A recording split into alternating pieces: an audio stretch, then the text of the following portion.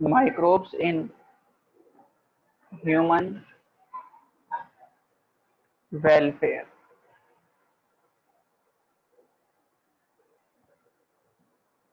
Human welfare मतलब human के benefits के में या बेनिफिट्स के लिए माइक्रोब्स का क्या रोल है। सबसे पहले हमें ये समझना होगा, तो सबसे पहले हमको समझना होगा कि माइक्रोब्स क्या होते हैं। तो फर्स्ट हम लोग समझ लेते हैं माइक्रोब्स के बारे में। माइक्रोब्स क्या हैं? यदि जो माइक्रोब्स की बात करें तो ऐसे ऑर्गेनिज्म जिन्हें हम नेक्ड आई से नहीं देख सकते और इनको हम माइक्रोस्कोप की हेल्प से देख पाएं, और ये कहीं भी पाए जा सकते हैं।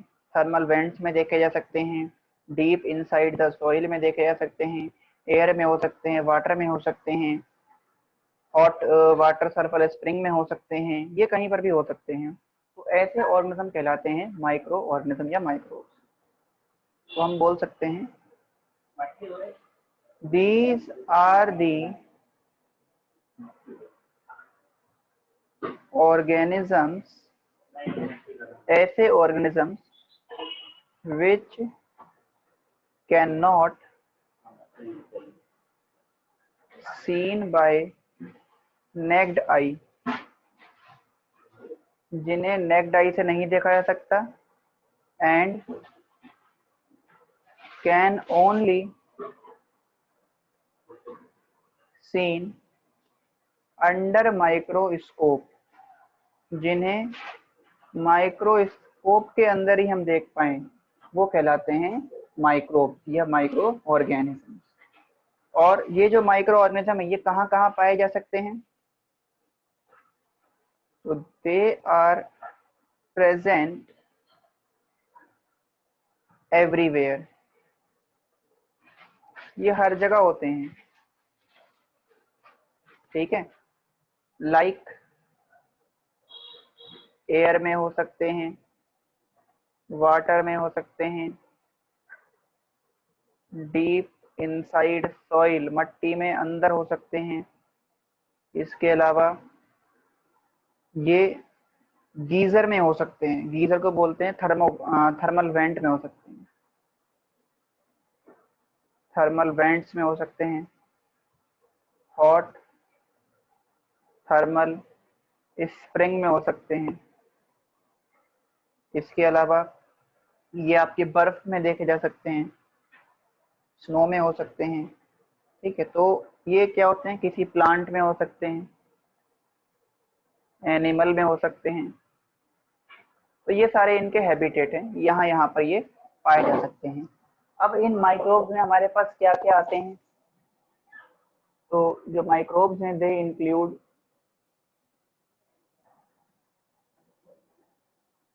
Bacteria, virus and fungi. Bacteria आते हैं, वायरस आते हैं और फंजाई आते हैं। ठीक है, अब इनमें कई सारे माइक्रोब ऐसे होते हैं जो डिजीज कॉजिंग होते हैं, जिसमें डिजीज कॉज करेंगे, और कई माइक्रोब ऐसे हैं जो हमारे लिए बेनिफिशियल होते हैं। Many of them are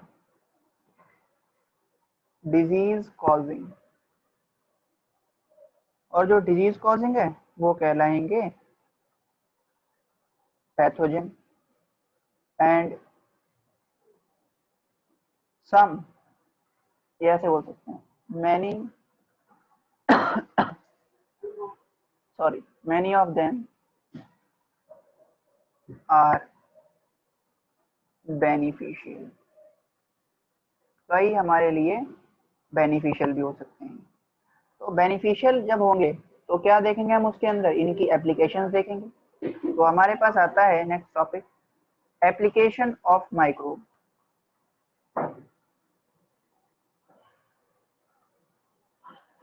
applications of microbe. तो यदि हम माइक्रोब्स की एप्लीकेशन देखें, माइक्रोब्स के हम बेनिफिशियल रोल देखें ह्यूमन के लिए, तो उसमें सबसे पहला है Microbes in household production. Microbes in household products. दूसरा है microbes in industrial products. Microbes in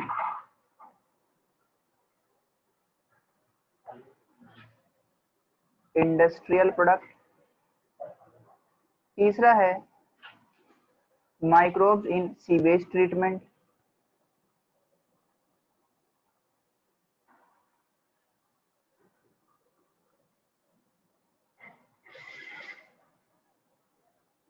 fourth है microbes in biogas production. Microbes in production of biogas. Fifth है microbes as biofertilizer.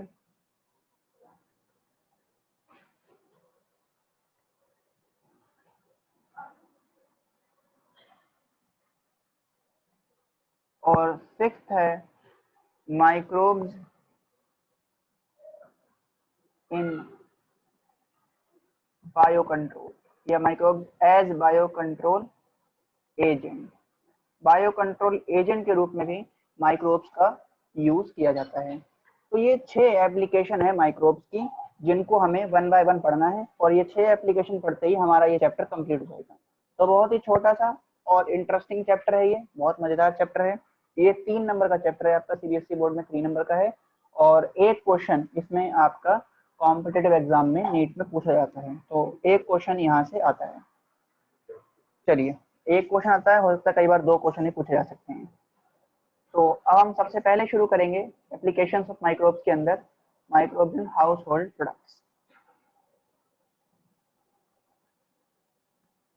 सबसे पहले हम हाउस होल्ड प्रोडक्ट्स में microbes का क्या रोल है उसको समझते हैं। ये आप सभी ने लिख लिया होगा, इसको रब कर देते हैं।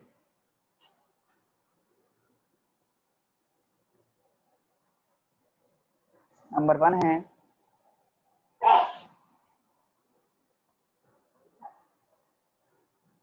Microbes in house hold product. Daily life में माइक्रोब्स का क्या रोल है वो हमें यहाँ से समझ में आता है। तो हाउस होल्ड प्रोडक्ट्स में सबसे पहला आता है हमारे पास में कर्ड। जैसे हम कर्ड की फॉर्मेशन करते हैं, तो इसमें नंबर ए है कर्ड। अब देखिए कर्ड कैसे बनाया जाता है, दही कैसे बनाते हैं। तो दही बनाने के लिए क्या करते हैं हम, कर्ड बनाने के लिए हम सबसे पहले मिल्क लेंगे, उस मिल्क को क्या करेंगे, मिल्क के अंदर हम थोड़ा सा कर्ड ऐड करेंगे और उसको कुछ टाइम के लिए छोड़ देंगे। तो क्या होगा, मिल्क से कर्ड का फॉर्मेशन हो जाएगा, और मिल्क से जो ये कर्ड का फॉर्मेशन है, इस प्रोसेस को बोलते हैं कर्डलिंग। तो कर्डलिंग का मतलब क्या है, दी formation of curd from milk is called curdling। इसे बोलते हैं कर्डलिंग, हिंदी में बोलते हैं दही जमाना। ठीक है, तो ये जो दही जमा रहे हैं हम, कैसे जमाते हैं दही, तो इसके लिए सबसे पहले हमें मिल्क को क्या करना होगा, पास्चराइज करना होगा। तो first of all the milk should be pasteurise. Milk कैसा होना चाहिए, पास्चराइज होना चाहिए। ठीक है, और पास्चराइज के लिए हम प्रोसेस करेंगे पास्चराइजेशन। इसमें क्या करेंगे इसमें हम करते हैं पास्चराइजेशन, टीई कह सकते हैं, PASTEURIZATION।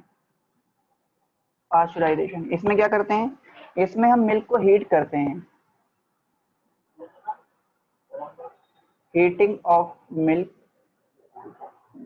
मिल्क को हीट करेंगे एट 70 डिग्री सेल्सियस पर फॉर 15 मिनट्स के लिए, 15 मिनट के लिए उसको 70 डिग्री पर हीट करेंगे, या फिर आप इसको 62 या 3 डिग्री पर भी हीट कर सकते हो और 30 मिनट्स के लिए।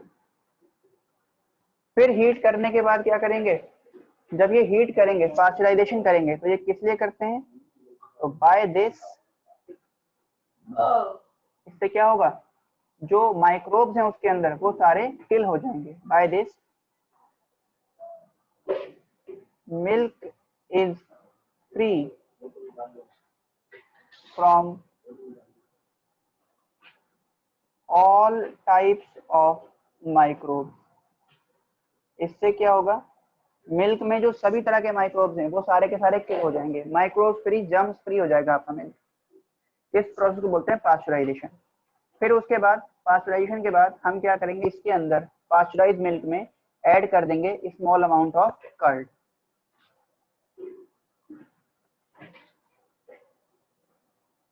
After this add a small amount of curd in this milk. This is called inoculum. इसको हम inoculum बोलते हैं या फिर बोलते हैं स्टार्टर। जैसे आपको दही जमाना है तो आप क्या करोगे, आपने दूध को पका लिया, पकाने के बाद आप उसमें जामुन ऐड करोगे, ठीक है। ये जो जामुन है इसको क्या बोला जाएगा, इस जामुन को बोलेंगे इनोकुलम या फिर स्टार्टर। ये ऐड कर दिया, और फिर ऐड करने के बाद क्या होगा, इसके अंदर, इस जामुन में क्या देखे जा रहे हैं, इसके अंदर है लैक्टिक एसिड बैक्टीरिया, और ये लैक्टिक एसिड बैक्टीरिया क्या करेंगे, दी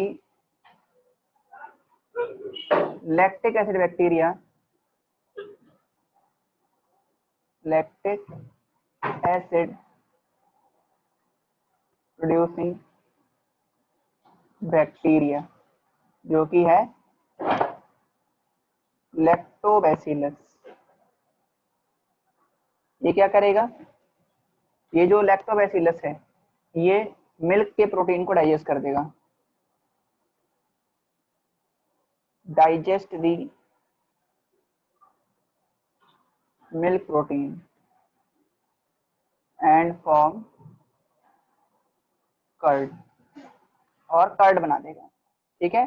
ये काम करता है लैक्टिक एसिड बैक्टीरिया। इसको हम, लैक्टिक एसिड प्रोड्यूसिंग बैक्टीरिया को हम लोग शॉर्ट में LAB भी बोलते हैं, लैक्टिक एसिड बैक्टीरिया, लैब बोलते हैं इसको। तो ये करता क्या है, इसमें देखो, यदि हमें कर्ड बनाना है, दही बनाना है,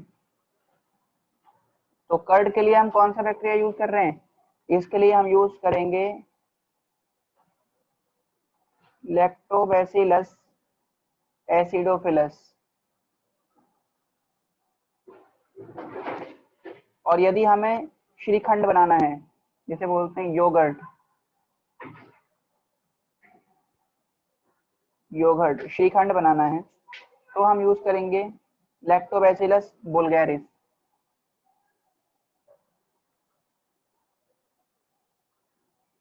और यदि हमको बटर मिल्क बनाना है,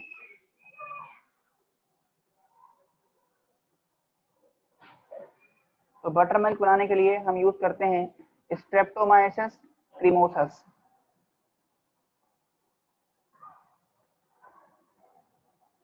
स्ट्रेप्टोमाइसिस क्रीमोसस, ठीक है। तो ये आपको बैक्टीरिया के नाम पता होने चाहिए। बटर मिल्क के लिए स्ट्रेप्टोमाइसिस क्रीमोसस, श्रीखंड बनाना है अगर योगर्ट तो लैक्टोबैसिलस बुल्गारिस, और अगर कर्ड बनाना है तो लैक्टोबैसिलस एसिडोफिलस। इसमें लैक्टोबैसिलस एसिडोफिलस मोस्ट कॉमन है, ये बहुत ज्यादा पूछा जाता है। ये आपसे पूछेगा कि इनोकुलम क्या होता है, तो इनोकुलम क्या होता है, क्या लिखेंगे आप, लिख लीजिए इनोकुलम के बारे में। इनोकुलम देखिए, the sample containing microbes heading लीजिए इनोकुलम और लिख लीजिए the sample containing microbes, the sample containing microbes which is used to initiate the microbial activity, which is used to initiate the microbial activity is called inoculum, is called inoculum or starter, is called inoculum और starter। इसको हम inoculum या starter बोलते हैं, ठीक है। अब जो लैक्टिक एसिड बैक्टीरिया हैं या लैक्टोबैसिलस हैं, ये क्या करेगा, ये मिल्क के प्रोटीन को डाइजेस्ट करेगा, पहली बात। दूसरी बात ये क्या करता है, ये हमारे इंटेस्टाइन में विटामिन B12 का प्रोडक्शन करता है और जो डिजीज कॉजिंग माइक्रोब्स हैं उनकी ग्रोथ को भी चेक करता है। तो ये पॉइंट हम लिख लेते हैं नोट करके, एक नोट बना के लिख लीजिए। देखिए इसमें लैक्टोबैसिलस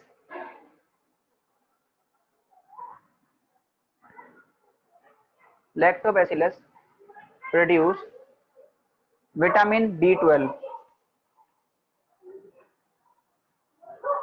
विटामिन B12 जिसका नेम है साइनोकोबालामाइन। Lactobacillus produce vitamin B12 in our intestine, and also check the growth of disease causing microbes, also check the growth of disease causing microbes। एक तो ये विटामिन B12 बना रहा है और दूसरा ये डिजीज कॉजिंग माइक्रोब ग्रोथ को भी चेक करता है। तो ये हमने सबसे पहला पढ़ लिया हमारा हाउस होल्ड प्रोडक्शन के अंदर कर्ड। सेकेंड हम पढ़ते हैं अब साउथ इंडियन डिशेस, डिजीज जो हमारी डिशेस हैं वो बनाने के लिए कुछ साउथ इंडियन डिशेस हैं जिनको बनाने के लिए भी हम माइक्रोब्स का यूज करते हैं। तो इसको रब कर देते हैं और आगे बात करते हैं।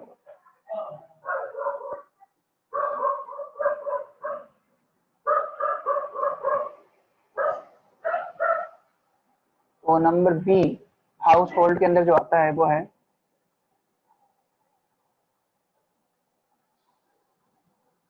साउथ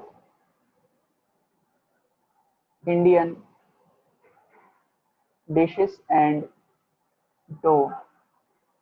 डो बनाने में और साउथ इंडियन डिशेस बनाने में, डो का मतलब होता है गीला आटा। तो इसमें क्या करते हैं, साउथ इंडियन डिशेस में जैसे हमें इडली बनानी है, डोसा बनाना है, उत्पम बनाना है, तो इन सबको बनाने के लिए भी हम क्या करते हैं, माइक्रोब्स का यूज करते हैं।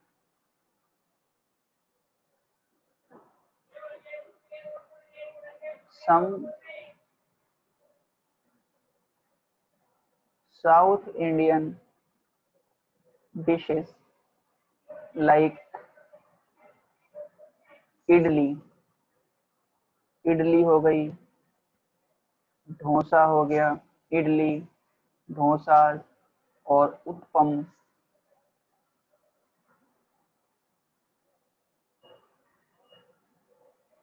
they are made by using microbes। ये माइक्रोब्स की हेल्प से बनाए जाते हैं और इसमें जो माइक्रोब्स हेल्प करता है वो है यीस्ट। यीस्ट एक फंजाई है और इसका पूरा नाम है सैकेरोमाइसिस सेरेवेसी, सैकेरोमाइसिस सेरेवेसी, ठीक है। यीस्ट क्या है, yeast is an fungi, Saccharomyces cerevisiae, इसको यूज किया जाता है। और इसके अलावा जो हमें डो बनाना होगा, गीला आटा, जिसका हम यूज करेंगे ब्रेड बनाने में या बेकरी प्रोडक्ट बनाने में, और मेकिंग डो बनाना है, which is used to make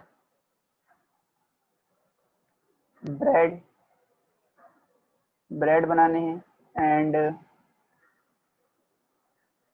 bakery products बनाने हैं। Used bakery products by using yeast. इसमें भी इसी यीस्ट का यूज होता है, सेम सैकेरोमाइसिस सेरेवेसी का, ठीक है।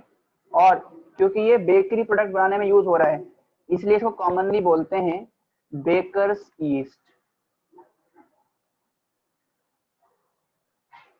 इसको बेकर्स ईस्ट भी बोला जाता है।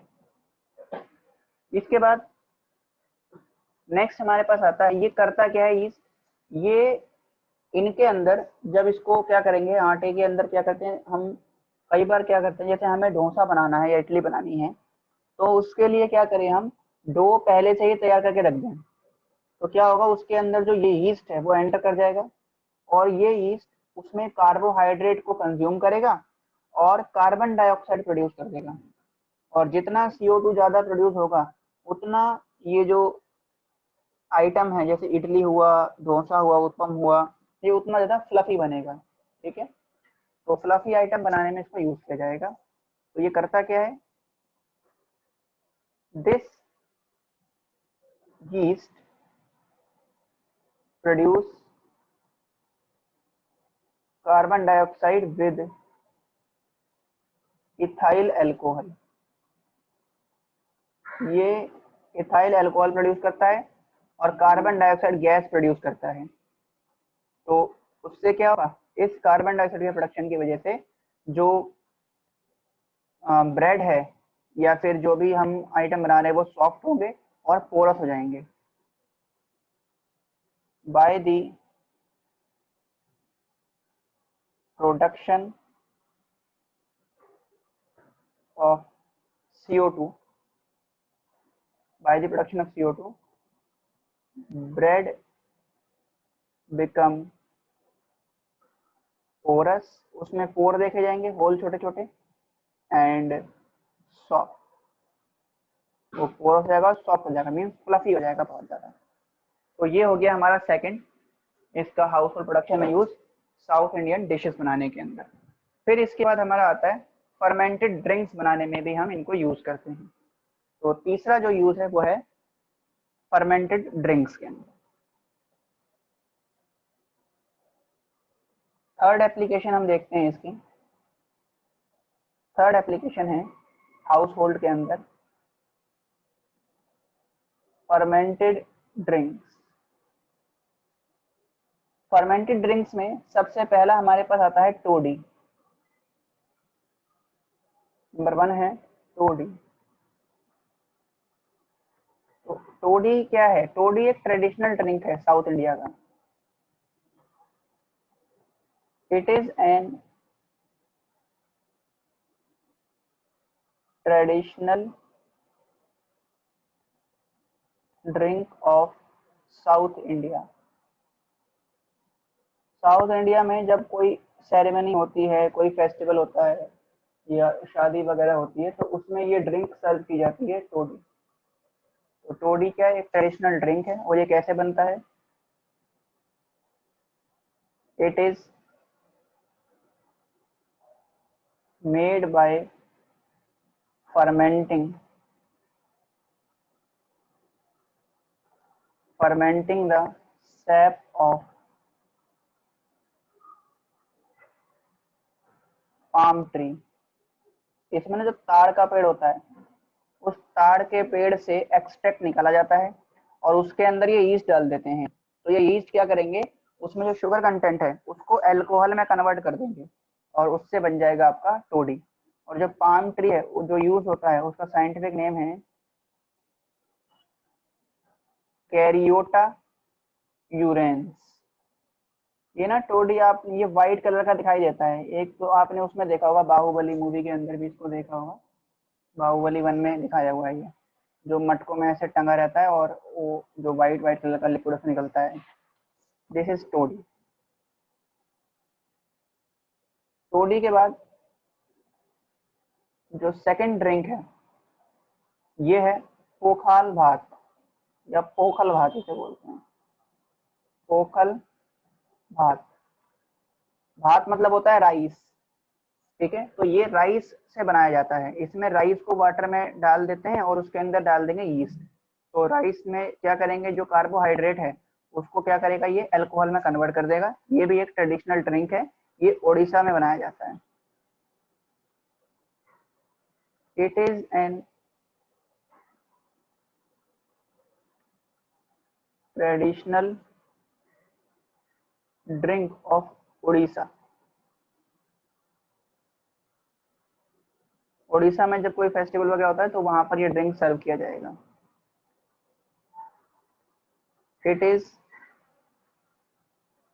Made by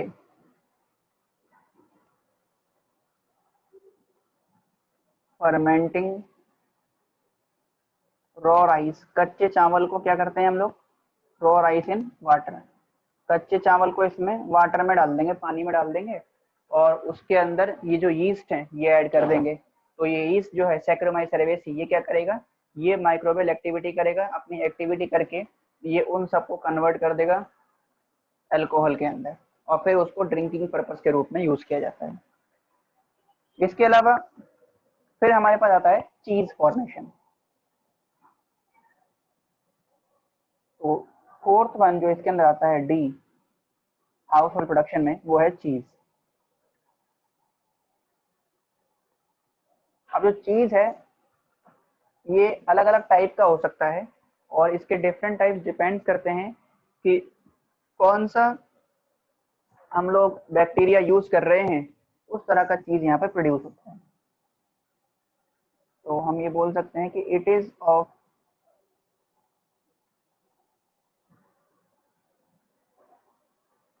various types, it is of various types depending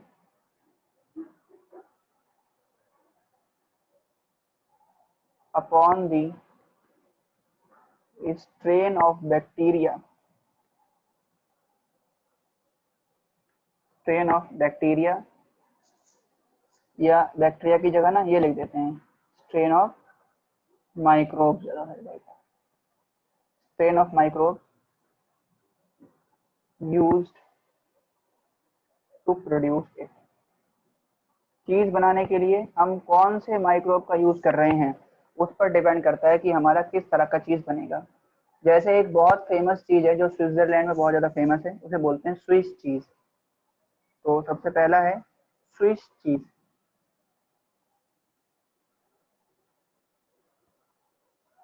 Swiss cheese बनाने के लिए जो बैक्टीरिया यूज होता है वो है प्रोपायोनिबैक्टीरियम शर्मानी।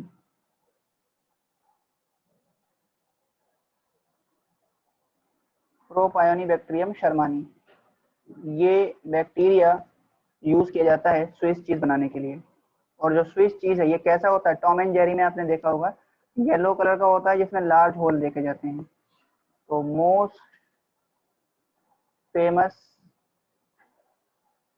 इन स्विट्जरलैंड, ये स्विट्जरलैंड में बहुत ज़्यादा फेमस है।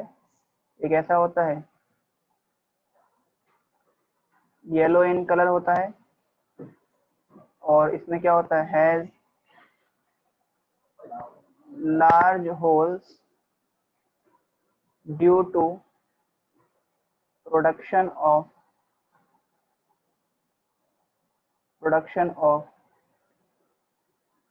Large amount of CO2। इसमें CO2 का प्रोडक्शन ज़्यादा हो रहा है, इसलिए कैसा होता है, ये इसमें लार्ज लार्ज होल देखे जाते हैं। ठीक है, तो ये पहला हो गया स्विस चीज। स्विस चीज के बाद नेक्स्ट आता है रॉकफोर्ट चीज। इसको रब कर देते हैं, लिख लिया होगा आप सभी ने ये।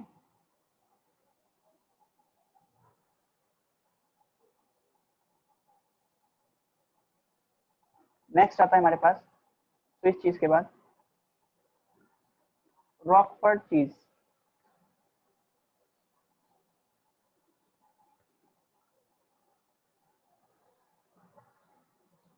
तो ये रॉकफोर्ट चीज है, ये बनाया जाता है फंगस से, और फंगस का नाम है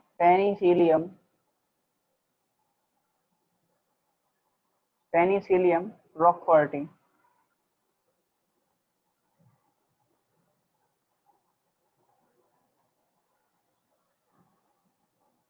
ये फंजाई से बनाया जाता है। इसमें ग्रीन ग्रीन कलर के पैचेस दिखाई देते हैं, ये बहुत टेस्टी चीज होता है। इसके बाद थर्ड हमारे पास आता है कैम्बरबर्टी चीज या कैम्बरबर्ट चीज। कैम्बरबर्ट चीज ये कैसे बनाया जाता है? ये बनाया जाता है फंगस से, इसका नाम है पेनिसिलियम कैम्बरबर्टी।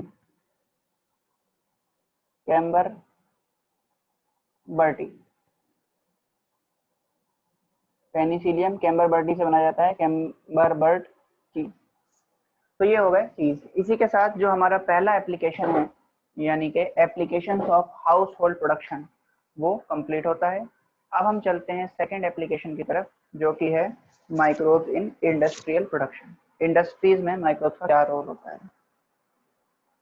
तो फर्स्ट एप्लीकेशन हमने देख लिया हाउस होल्ड, सेकेंड एप्लीकेशन शुरू करते हैं हम अब।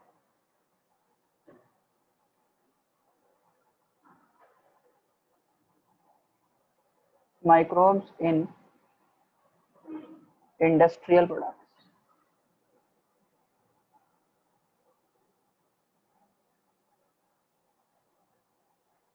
हाउस होल्ड प्रोडक्ट्स में तो हम माइक्रोब्स को स्मॉल अमाउंट के अंदर यूज कर रहे थे, जबकि इंडस्ट्रियल प्रोडक्शन में हम इंडस्ट्रियल स्केल पर प्रोडक्ट को बनाएंगे।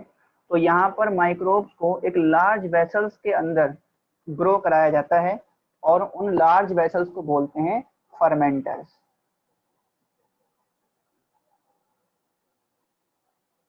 फर्मेंटर्स क्या होते हैं?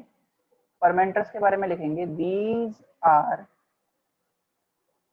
these are large vessels which require to growing microbes on industrial scale. Industrial scale पर माइक्रोब्स को ग्रो करने के लिए हम लार्ज वेसल्स का यूज करते हैं, और उन लार्ज वेसल्स को हम लोग बोलते हैं फर्मेंटर्स। ठीक है, तो इसमें जो सबसे पहला है इंडस्ट्रियल स्केल में, जो सबसे पहला एप्लीकेशन है हमारे पास,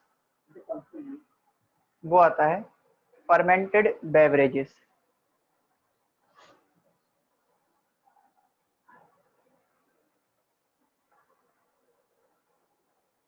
इसमें पहला है फर्मेंटेड बेवरेजेस। ठीक है, बेवरेजेस का मतलब होता है अल्कोहलिक ड्रिंक बनाने में, अल्कोहलिक ड्रिंक्स बनाने के लिए। तो इसके लिए जो माइक्रोब यूज होता है वो कौन है? ये बनाया जाता है बाय यीस्ट के द्वारा, और यीस्ट का नाम है वही सैकेरोमाइसिस सेरेबेसी। ठीक है, और क्योंकि ये बेवरेज इंडस्ट्री में यूज हो रहा है, इसलिए इसको बोलते हैं also called brewers yeast. Brewers yeast बोला जाता है इसको, ये सब कॉमन नेम है। अब जो हम अल्कोहलिक ड्रिंक बना रहे हैं वो किससे बनती है? ये हमारे फ्रूट जूस से, इसके अलावा माल्टेड सीरियल से, शुगर वाले जितने भी शुगर कंटेनिंग सीरियल्स हैं उनसे, और फ्रूट जूस को कन्वर्ट किया जाएगा अल्कोहल के अंदर, उससे हमारा क्या बनेगा? अल्कोहलिक ड्रिंक्स बनेगी। The yes sir. हाँ जी बोलो।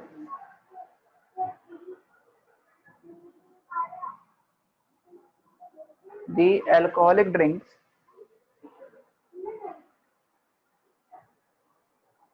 are produced alcoholic drink are produced by fermentation of by fermentation of malted cereals and fruit juices। ठीक है, इसका फर्मेंटेशन कर देगा। अब आपने ना 11th क्लास में चैप्टर पढ़ा होगा रेस्पिरेशन इन हायर प्लांट्स, तो उसमें आपने पढ़ा होगा फर्मेंटेशन का मतलब क्या होता है। तो फर्मेंटेशन का मतलब होता है कि जो हमारा शुगर कंटेंट है इसको इथाइल अल्कोहल में कन्वर्ट कर दिया जाएगा C2H5OH के अंदर, और प्लस इसमें से CO2 रिलीज होगी। और ये जो प्रोसेस है ये बॉडी के बाहर होगा, आउटसाइड द सेल होगा, माइक्रोब्स की मदद से। तो इस प्रोसेस को बोलते हैं हम लोग फर्मेंटेशन। तो फर्मेंटेशन में क्या होता है आपका, एक तो इथाइल अल्कोहल यूज होता है, इसलिए हम जो ऐसा माइक्रोब यूज हो रहा है वो है यीस्ट। ठीक है, तो यीस्ट क्या करेगा, शुगर कंटेंट को इथाइल अल्कोहल में और CO2 में कन्वर्ट कर देगा। तो क्योंकि ये इथाइल अल्कोहल बना रहा है इसलिए हम इसको फर्मेंटेड बेवरेज बनाने में यूज करते हैं। दूसरा ये CO2 बना रहा है इसलिए हम इसको कहाँ यूज कर रहे थे, जो फ्लफी आइटम होती हैं या ब्रेड होते हैं उनको बनाने के लिए भी यूज कर रहे थे। अल्कोहल बनाता है इसलिए बोलते हैं ब्रूअर्स यीस्ट, CO2 बनाता है और इसको ब्रेड बनाने में यूज किया था इसलिए बोलते हैं बेकर्स यीस्ट। ठीक है, ये सारे पॉइंट क्लियर हो गए। तो जो अल्कोहल का प्रोडक्शन हो रहा है यहाँ पे, अब इससे हम दो तरह की ड्रिंक्स बनाएंगे। एक बनाएंगे लो अल्कोहल कंटेंट वाली ड्रिंक और दूसरी बनाएंगे हाई अल्कोहल कंटेंट वाली ड्रिंक, जिनमें अल्कोहल कंसंट्रेशन ज्यादा रहे और एक में अल्कोहल कंसंट्रेशन कम रहे। वो कौन कौन सी ड्रिंक होती हैं उनको हम आगे समझते हैं। ये सब पॉइंट आप लिख लीजिए, फिर हम आगे बात करते हैं। तो देखिए, जैसे हम बात करें वाइन एंड बियर की, तो जो वाइन एंड बियर है, ये वाइन और बियर है आपका लो अल्कोहल कंसंट्रेशन ड्रिंक। इसमें अल्कोहल कंसंट्रेशन लो होता है। और ये कैसे बनाई जाती हैं, दे मेक विदाउट डिस्टिलेशन, ये बिना डिस्टिलेशन के बनती हैं। ठीक है, इसमें डिस्टिलेशन प्रोसेस नहीं करती, तो ये विदाउट डिस्टिलेशन से बनेगी। और जो रम है, रम, ब्रांडी, वोडका, ठीक है, ये सब कैसे बनेगी, यस या सर। विस्की। हाँ जी बोलो। यस सर बोलते हो, कोई डाउट है तो बोलिए। ये जो विस्की वगैरह हैं ये सब कैसे बनती हैं, दे मेक विद डिस्टिलेशन, ये सब डिस्टिलेशन से बनती हैं। और इनमें क्या होता है, इनके अंदर होता है हाई अल्कोहल कंसंट्रेशन, इनमें अल्कोहल कंसंट्रेशन ज़्यादा रहती है। तो ये हो गया पहला हमारा इंडस्ट्रियल यूज के अंदर फर्मेंटेशन। फर्मेंटेशन में हो गया। अब फर्मेंटेशन के बाद हम आगे बात करते हैं, तो सेकंड वन जो हमारे पास आता है फर्मेंटेशन के बाद वो है केमिकल एसिड, केमिकल और एसिड प्रोडक्शन के लिए, केमिकल एंड एसिड। केमिकल और एसिड में देखेंगे यदि, तो सबसे पहला हो गया जैसे सिट्रिक एसिड। सिट्रिक एसिड बनाने के लिए हम जिस माइक्रोब का यूज कर रहे हैं वो है एस्परजिलस नाइगर।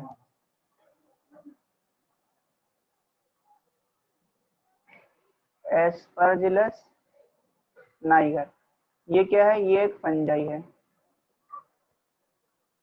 सेकंड हमें बनाना है जैसे एसिटिक एसिड, तो एसिटिक एसिड बनाने के लिए हम यूज करते हैं एसिटोबैक्टर एसिटी, ये है बैक्टीरिया। इसके बाद थर्ड हमें बनाना है जैसे ब्यूटाइलिक एसिड,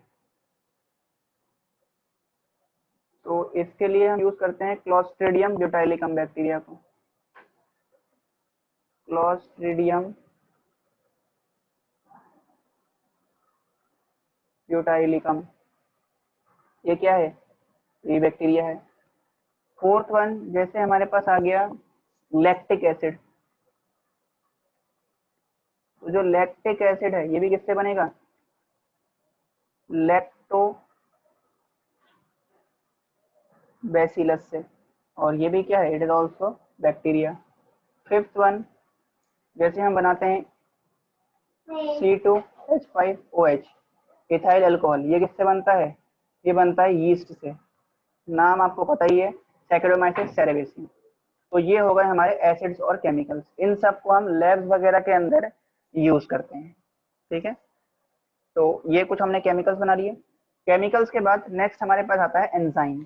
कुछ एंजाइम भी हमें माइक्रोब से मिलते हैं, तो नेक्स्ट पढ़ लेते हैं हम लोग अब एंजाइम।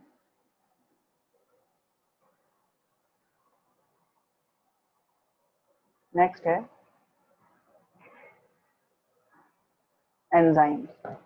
एंजाइम्स की यदि बात करें तो सबसे पहला एंजाइम है जैसे लाइपेज। जो लाइपेज एंजाइम है ये किससे मिलता है हमको? ये हमें मिलता है फंगस से। और इसका यूज क्या है? इसका यूज करते हैं हम लॉन्ड्री में डिटर्जेंट फॉर्मेशन के लिए। तो they are used in laundry detergent. ये डिटर्जेंट वगैरह बनाता है, जिससे क्या होगा? टू रिमूव दी स्टेन्स, ताकि जो स्टेन है वो रिमूव किए जा सके। इसके बाद सेकंड है एंजाइम प्रोटीएज और पैक्टिनेज। पैक्टिनेज हो गया एंड प्रोटीएज हो गया। तो ये जो प्रोटीएज और पैक्टिनेज हैं ये है प्रोटीन डाइजेस्टिव एंजाइम और कार्बोहाइड्रेट डाइजेस्टिव एंजाइम। तो जो मार्केट में हमारे जूस आते हैं ना, बॉटल जूस, जैसे फ्रूटी हो गया, माजा हो गया, ये सब बहुत क्लियर होते हैं, जबकि घर में हम जूस बनाते हैं जो बहुत थिक होता है। ऐसा क्यों? क्योंकि मार्केट में बॉटल वाले जूस में हम ये प्रोटीएज, पैक्टिनेज और प्रोटीएज ऐड करते हैं। ये क्या करते हैं? उस बॉटल जूस को क्लियर करने का काम करते हैं। They are used in clearing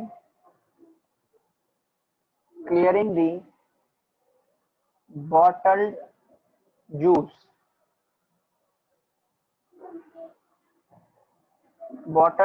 of market। ये मार्केट के उस बॉटल को क्लियर कर देते हैं ताकि वो दिखने में अच्छा लगे और लाइट हो जाए। जबकि ये करेंगे क्या भाई? पैक्टिनेज क्या करेगा? उस बॉटल जूस में जो कार्बोहाइड्रेट है उसको डाइजेस्ट कर देगा, और जो प्रोटीएज है उसके अंदर जो प्रोटीन है उसको डाइजेस्ट करेगा, जिसकी वजह से वो जूस जो है वो कैसा हो जाएगा? थिनर हो जाएगा और क्लियर हो जाएगा। इसके बाद एक और मोस्ट इंपोर्टेंट एंजाइम है जो आपको याद रखना है, एक है स्ट्रेप्टोकाइनेज। जो ये स्ट्रेप्टोकाइनेज एंजाइम है ये कहां से निकाला जाता है? ऑब्टेन्ड फ्रॉम स्ट्रेप्टोकोकस, बैक्टीरिया से निकाला जाता है ये। और इसका यूज क्या है? ये होता है for removing internal blood clot. ये हमारे बॉडी के अंदर क्लॉट नहीं बनने देता, इसलिए इसको क्या बोलते हैं? हम बोल देते हैं used as blood clot buster, ये ब्लड क्लॉट को नहीं बनने देगा। जैसे बॉडी के अंदर वेसल्स के अंदर ही क्लॉट बन जाए तो इंटरनल क्लॉट की फॉर्मेशन नहीं होने देता स्ट्रेप्टोकाइनेस। ये और स्ट्रेप्टोकाइनेस कब दिया जाएगा? जब हमारी बॉडी में हेपेरिन की कंसंट्रेशन कम हो रही है, तब हमें स्ट्रेप्टोकाइनेस दिया जाता है। तो ये हो गए आपके इंडस्ट्रियल यूज में, हमने 3 यूज देख लिए।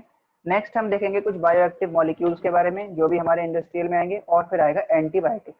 तो एंटीबायोटिक और जो बायोएक्टिव मॉलिक्यूल्स हैं इनको हम लोग कंटिन्यू करेंगे नेक्स्ट क्लास के अंदर। आप इतने माइक्रोब्स के बारे में जितने हमने आज पढ़े हैं ये अच्छे से पढ़ के रखिएगा, और बाकी चीज़ें हम लोग कंटिन्यू करेंगे नेक्स्ट क्लास के अंदर। Thank you so much.